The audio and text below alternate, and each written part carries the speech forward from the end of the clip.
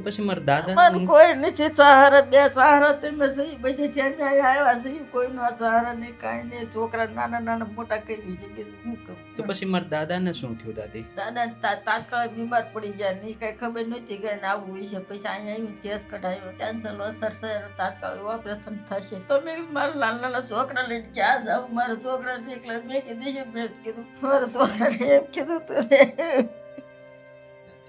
હું સમજી શકું, દુઃખ થાય કે આજે મારા દાદાનો સહારો છે એ પણ આવી પથારી વસ થઈ જાય. તો પછી કેટલો ટાઈમ થયો દાદી ઓપરેશન કરાવીને? ઓપરેશન કરવાના 10 દી જેવું થયું છે. પ્રોવિયો વહી ગઈ, બે સહારા થઈ ગયા. મેં મારા છોકરા મીકીને નાના નાના છોકરા મેં મારા દાદા બીમાર પડી ગયા. પાય હોય ન હોય ખવડાવવું તો પડે ને કાંઈ. તો પછી ઘર પરિવારમાં કોણ કોણ રહ્યો છો દાદી? ઘર પરિવારમાં એક દાદા છે, બે છોકરા 3. નહીં દાદી રડોમાં હું સમજી શકું, દુઃખ થાય. તો પછી શું થયું થયું એમના મમ્મી ને દાદી? એને મમ્મીને ડિલિવરી આવતા કોપ થાય કે કલાક જ રહે.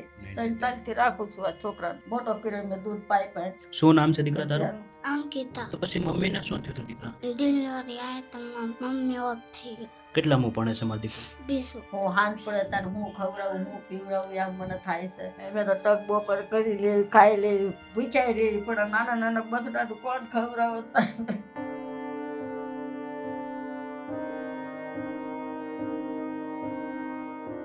નાના નાના છોકરાને કોણ ખવડાવે? ટક બોપર કઈ માંગે, પૈસા માંગે, આ માંગે, તે ભાગ માંગે, ત્યાંથી મારે લાવી દેવો. એના મા બાપ નથી, એનો બાપ નથી.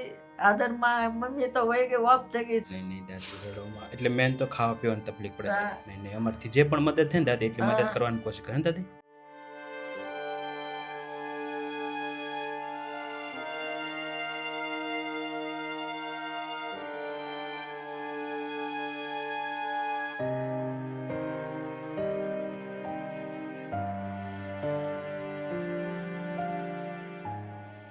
તો દાદી આજની આ ખાસ રાશન કીટ છે.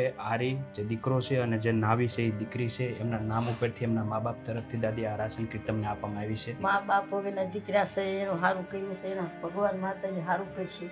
ચોક્કસ ચોક્કસ. અને ખાસ thank you so much Aari and Navina માતા પિતાને કે આજે તમારા સપોર્ટથી આ નિરાધાર બાળકો માટે તમે જે પણ સપોર્ટ મોકલાયો છે, થેન્ક યુ સો મચ. ભગવાન માતાજી હંમેશા તમારા પરિવારને સુખ શાંતિ સમૃદ્ધિ આપે. શાંતિ આપે. બસ આવીને આવી રીતે જે નિરાધાર નિસહાય પરિવારો છે એમની તમે હર હંમેશ મદદ કરતા રહેવી પ્રાર્થના.